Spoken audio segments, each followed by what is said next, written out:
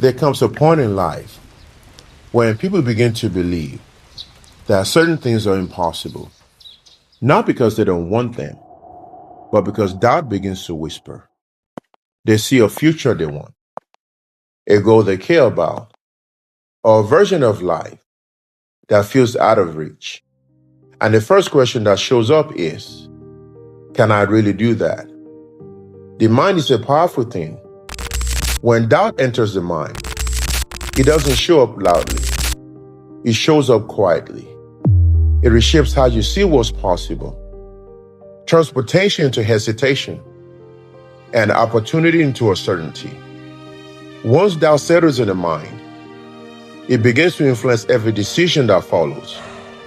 What you attempt, what you delay, and what you slowly convince yourself isn't meant for you. But most of the time, it's not that something is impossible.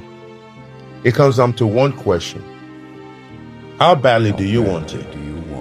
Human beings are capable of extraordinary things when something becomes a priority. When a goal moves from being an idea to becoming a commitment, everything changes. Focus sharpens. Excuses fade. Effort becomes intentional. I learned this through a moment that changed how I saw my own life.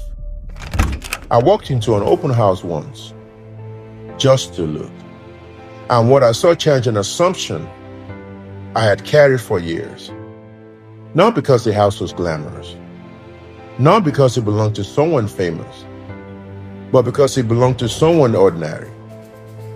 And I remember saying to myself, this house belongs to an ordinary man and not a celebrity. That moment did not give me a guarantee, but it gave me something far greater. Belief. Belief that I could become whatever I chose to be. From that point on, I made a decision. A decision to think big and not settle. I knew it would not be easy. I knew it would not happen quickly. But I also knew I was not going to settle. And that is where most of us struggle. We start with excitement. We start with hope. But as the road gets harder, as progress slows, as motivation fades, we're tempted to settle for something less. Not because we want to, but because settling feels easier than staying the course. So I needed something to keep me grounded. Every time my energy was low, every time doubt showed up again, every time I felt tired or discouraged, I would drive by that house on Sundays. Not to admire it, but to remind myself of the direction I was moving toward. The house became a reminder of the goal, a reminder of why I started. Because goals aren't just destinations, they're a compass.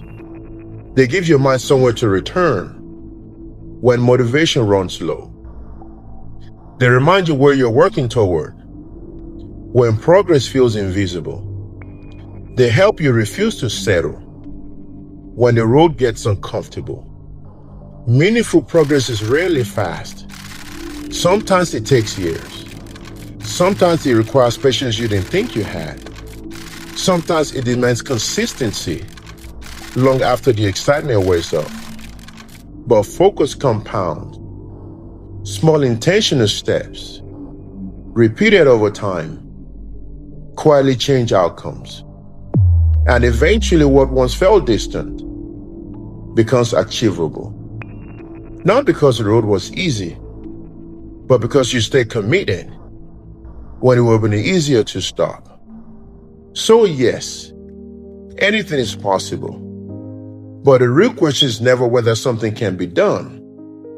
The question is, are you willing to keep going when it will be easier to settle? And will you have the drive to keep the fire burning when your energy runs low? Because only the people who do are the ones who eventually get there. And no matter where you are in your journey, no matter how slow progress feels, Never forget this. You are somebody.